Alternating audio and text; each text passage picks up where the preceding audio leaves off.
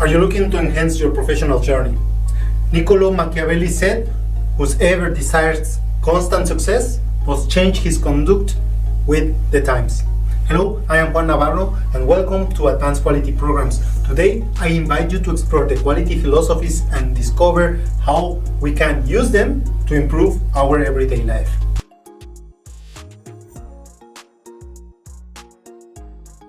Today, our focus is on taking practical steps to get the root cause of our problem.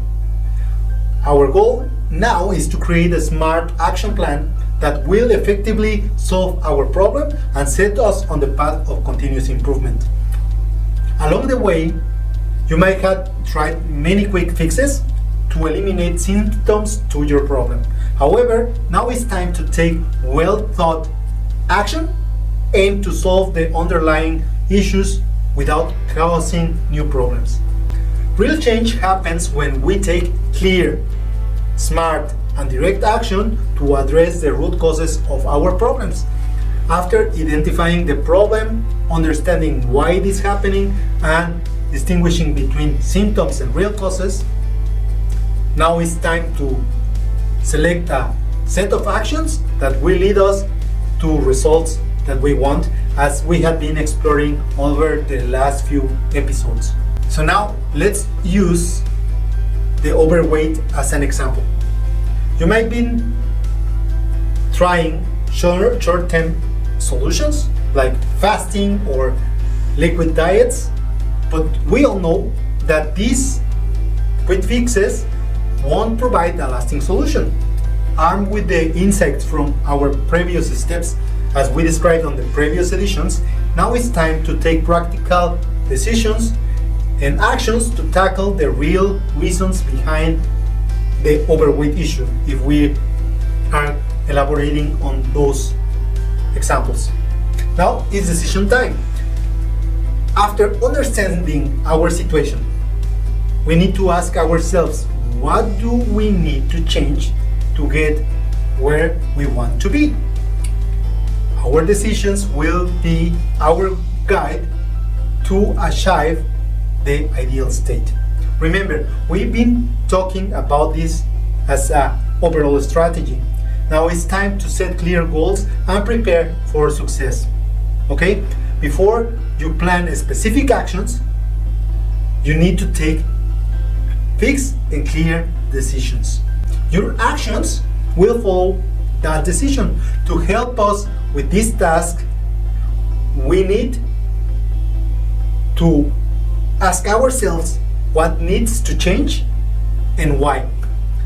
We need to summarize our answers in a single sentence, making sure that this explicitly states the current situation and what must be changed.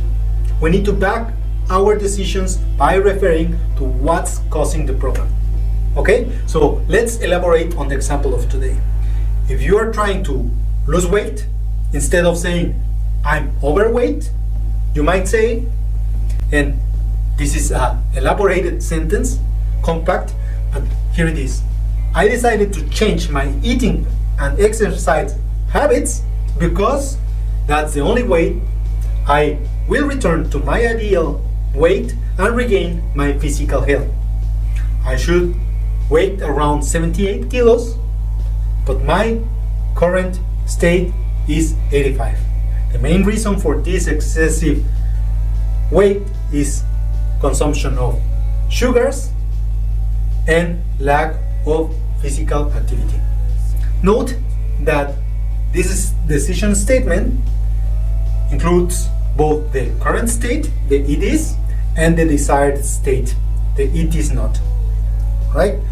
As well, this includes the main causes for the problem, eating sugars, right? So, and a lack of physical activity. With the decision statement like this, we are clear and set on the roadmap for intelligent, thoughtful, and sustainable change. The next step is to broaden our scope and reinforce our decisions by considering alternatives. This is the chance to align our goals with essentials and desirable outcomes. These goals will help us to set priorities among the actions based on the importance. For example, essential goals could be reducing clothes sizes, relieving knee and back pain related to overweight, and lowering sugar and cholesterol levels in the blood that are damaging our health. Some desirable goals might be to achieve the physical condition and shape of a high performance athlete or a model, right? So you have to differentiate on those priorities. Following that, you have to create a possible list of actions that will help you to achieve that goal. Still, you have to understand you are not taking action, you are creating the list. Once you have the list, you have to set priorities, focusing first on those that might be or are directly related to the essential goals. Don't forget the rest of the ones that will be desirable and you will calendarize afterwards. While working on the priority actions, you will encounter some obstacles and setbacks. But if you keep your set of priorities visible, it will help you to anticipate some risks and consider alternatives to ensure that you are focusing on achieving the essential goals first. This will help you to create momentum. So now it's time to act. Start with the simple ones. Effective activities that will help you to get going. Complexity can be your enemy. That's why you have to focus on the essential goals and tackle activities that require less time first.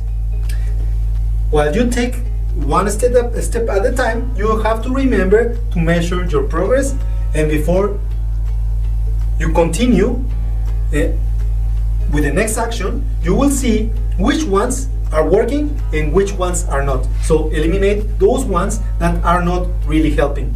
So this helps to identify whatever is creating lasting change in your system and will keep you to keep on the right track. Now in the business world, this is when we continuously review the progress and create process control charts or KPIs. On a personal level, simply keep a record of your results along with the date you started each action and the changes you see. That's enough to keep you working and solving your problem. Always return to the confirmation process that we already talked about. Facts, observations, research, and results.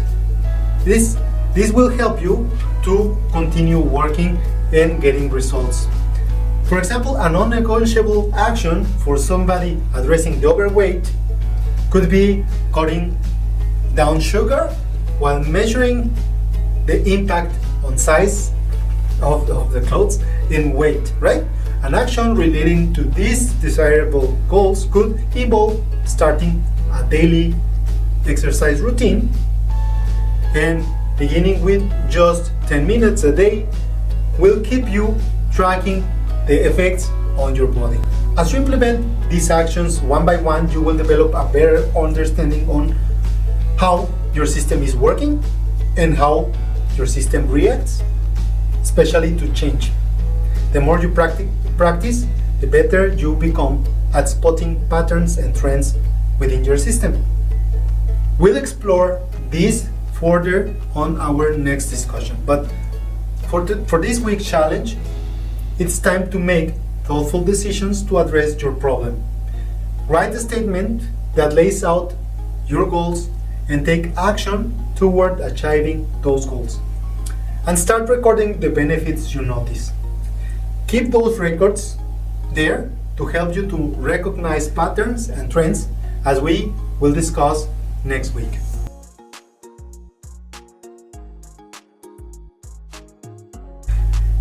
That wraps up the episode of this week. If you enjoyed this content, please don't forget to give a thumbs up and consider subscribing to the channel and the podcast. Many thanks to everyone who has already read and rated our book, Life Quality Projects.